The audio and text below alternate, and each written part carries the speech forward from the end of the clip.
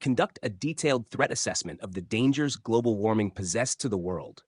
Go through different regions and timeline out how the effects are likely to play out. Unfold how governments, corporations, militaries, economies, communities, scientific institutions, the media, and other areas of society. Timeline out the effects. 1 year from now, 5 years from now, 10 years from now, 25 years from now, 50 years from now, and 100 years from now. Here's a comprehensive threat assessment of the dangers posed by global warming, organized by timeline, region, and major societal sectors: governments, corporations, militaries, economies, communities, science, media, etc. This draws on the best available scientific projections and analyses from the UN, IPCC, WHO, McKinsey, and other authoritative sources.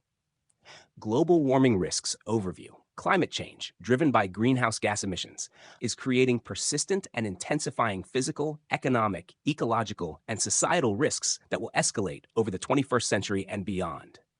Many impacts are already underway, and some are irreversible on human timescales. Critical baseline facts. Earth's average temperature is already 1.4 above pre-industrial levels, highest in at least 2,000 years. Warming is expected to continue through mid-century and beyond unless emissions are drastically cut. Sea levels and heat extremes will continue rising for centuries even if emissions stop. Every additional fraction of a degree increases risks non-linearly. Time-phased threat timeline.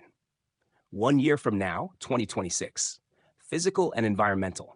Heat waves and record temperatures likely to set new benchmarks. Near-term spikes toward 2 degrees Celsius annual anomalies possible.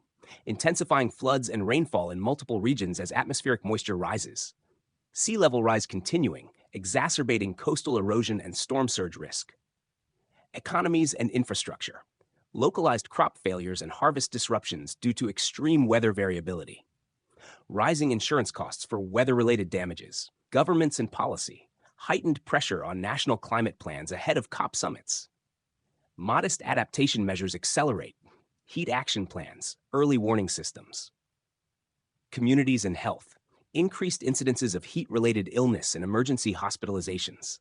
Early climate displacement events in flood-prone low-lying areas. Media and public awareness. Climate coverage intensifies around extreme weather events, science warnings, and adaptation needs. Our 5 years from now, 2030. Physical and environmental. Warming likely to permanently exceed 1.5 degrees Celsius compared to pre-industrial averages without large cuts in emissions. More frequent lethal heat waves, especially in South Asia and the Middle East. Sea level rise accelerates, contributing to coastal flooding and shoreline retreat. Economies. Food systems become unstable, higher yield volatility and crop losses. Some regions start seeing measurable GDP impacts as climate risk suppresses growth. Governments and international relations. More migration pressure begins from areas with recurrent climate disasters. Corporations. Climate risk assessment becomes mainstream. ESG and resilience portfolios expand. Some high-risk sectors, agriculture, coastal real estate, face financial stress. Public health. WHO projects 250,000 additional deaths per year attributable to climate change effects, such as heat stress and disease transmission. Our 10 years from now, 2035. Global physical changes, heat extremes, droughts, and floods increase in frequency and severity. More regions see water stress and food insecurity, especially in Africa and South Asia. Societal and economic, financial systems start to price climate risk into lending, insurance, and supply chains. Migration intensifies from vulnerable coastal and drought-affected regions. Governments, some national infrastructure, power grids, water systems, require significant retrofits. Limited international cooperation on climate migration frameworks. Science and technology. Carbon removal technologies and adaptation science are burgeoning, but not yet dominant. 25 years from now, 2050. Climate thresholds. Many projections indicate multi-billion people live in zones with lethal heat exposure risk. Sea level rise becomes harder to mitigate. Coastal defenses grow more expensive as retreat becomes necessary. Regional instability. Mega deltas of Asia and island states face chronic flooding. Western nations experience increased wildfire seasons and strain on emergency services. Economies. Global food prices inflate due to productivity shocks. Climate damage could shave several percentage points off GDP in exposed regions like Europe. Military and security. Climate begins to be treated as a security threat multiplier. Conflict risk rises where resources are scarce. 50 years from now, 2075, physical, persistent warming over 2 degrees Celsius projections absent major mitigation action. Water and food scarcity intensify in tropical and arid areas. Ice sheet loss accelerates sea level rise. Societal. Large-scale migration reshapes demographic patterns from coastal and drought-hit regions into temperate zones. International competition for water and arable land increases geopolitical tension. Economies. Some regions may see up to 25% lower GDP relative to hypothetical no-warming baselines due to recurrent risk and damages. Governments and law. Climate adaptation becomes a dominant budget item. Significant global regulatory frameworks exist but strain public finances. 100 years from now, 21 and 25.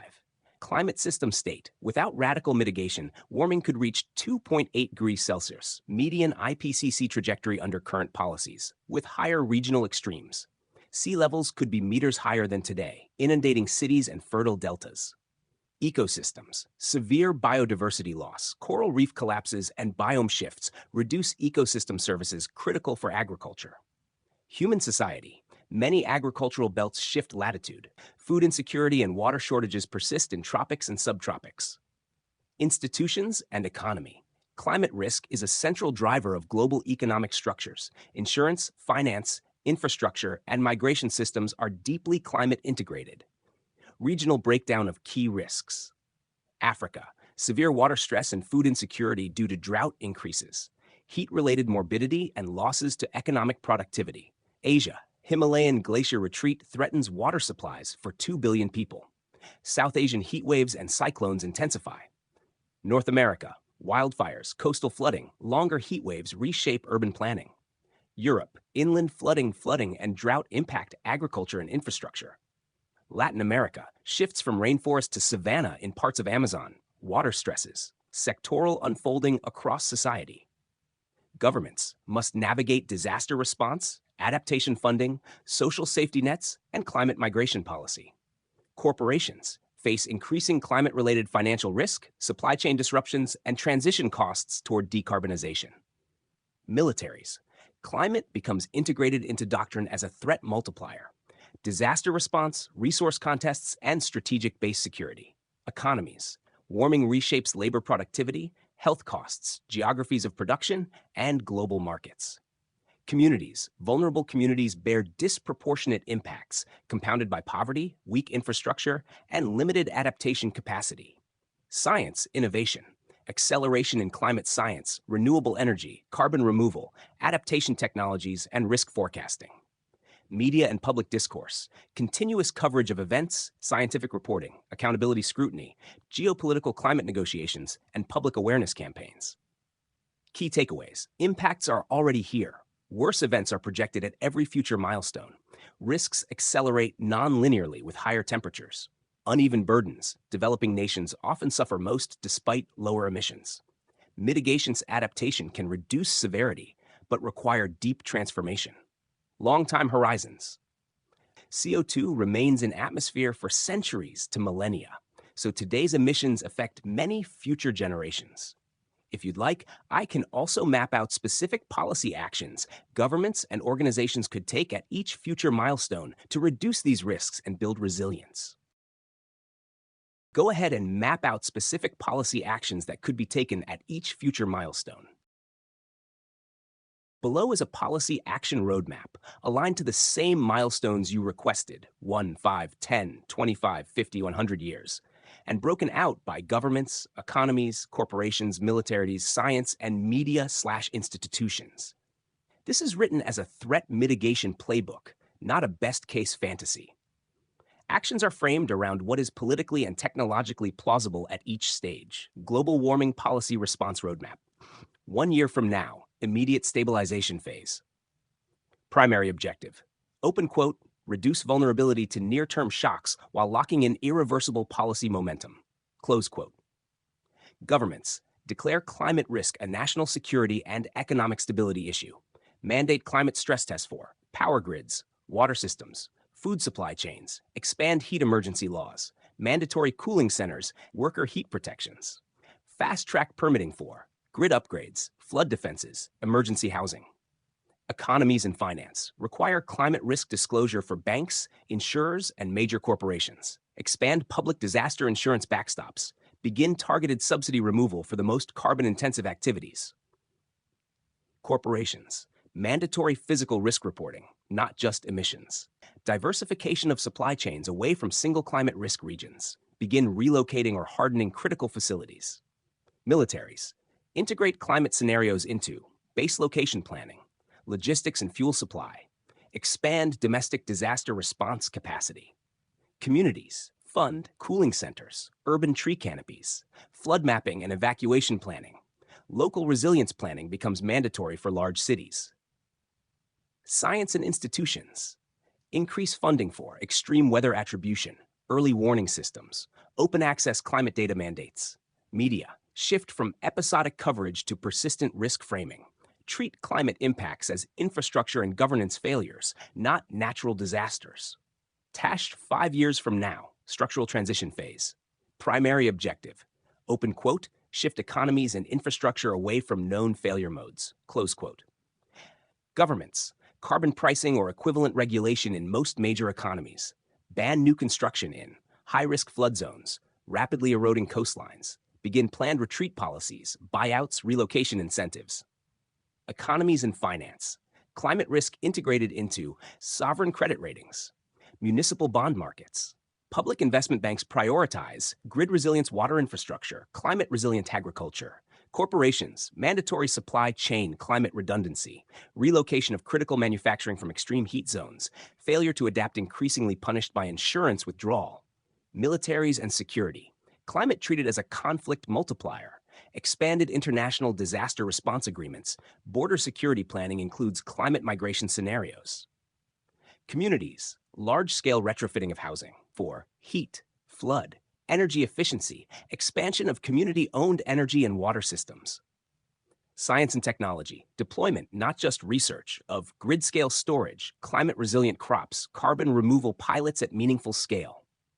Media, climate impacts tied to cost of living, food prices, insurance availability, misinformation regulation increases. Number 10 years from now, adaptation dominance phase. Primary objective, open quote, accept that some warming is locked in, prevent systemic collapse, close quote. Governments, national adaptation budgets rival defense budgets, formal climate migration frameworks, international treaties on water sharing, food export stabilization. Economies, entire sectors shrink or vanish, coastal real estate, certain crops, growth shifts toward resilience engineering, climate services, controlled environment agriculture. Corporations, climate resilience becomes a core competitive advantage. Corporations fund relocation of workforces. Liability laws increasingly punish climate negligence.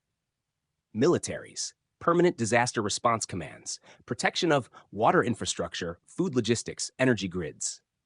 Communities, some regions depopulate, others densify rapidly, climate refuges. Local governance becomes more important than national in many places. Science, climate modeling becomes operational planning tool. Carbon removal moves from experimental to strategic necessity. Media and culture. Climate trauma and displacement dominate storytelling. Shift from prevention narratives to survival and justice narratives. Number 25 years from now, manage decline stabilization phase. Primary objective, open quote, prevent runaway instability while managing irreversible losses, close quote. Governments, retreat from some coastlines is complete. Global climate governance bodies have enforcement power. Geoengineering governance frameworks in place, even if limited use. Economies, food prices structurally higher, water markets regulated internationally. Insurance exists mainly as public or hybrid systems. Corporations, many corporations act as quasi-infrastructure providers. Supply chains are shorter, regional, and climate hardened. Militaries, climate-driven conflicts become common, peacekeeping increasingly focused on resource disputes. Communities, large populations live in engineered environments, traditional rural livelihoods decline sharply. Science, Earth system monitoring is continuous and global. Climate intervention research is politically sensitive but unavoidable. 50 years from now, high temperature world management. Primary objective. Open quote, maintain civilizational continuity under chronic stress. Close quote. Governments. Climate law supersedes many traditional planning laws, citizenship, borders, and residency tied to climate capacity. Emergency powers normalized in many regions. Economies. Productivity limited by heat. Automation expands in hostile environments. Agriculture concentrated in fewer viable regions. Militaries. Primary mission, internal stability and resource protection. Some states fail, others consolidate power. Communities. Climate inequality defines social hierarchy. High resilience zones become geopolitically critical. Science and technology. Carbon removal and albedo management may be deployed at scale. Ethical governance becomes existential. 100 years from now, post-stability or post-failure phase. Primary objective, open quote, either stabilize a transformed Earth system or manage permanent loss. Close quote, two plausible pathways. Manage survival. Climate engineered stabilization, reduced but stable global population, long-term governance institutions adapted to climate reality. Fragmented decline, patchwork of climate fortress states, chronic conflict over habitable zones, collapse of global cooperation.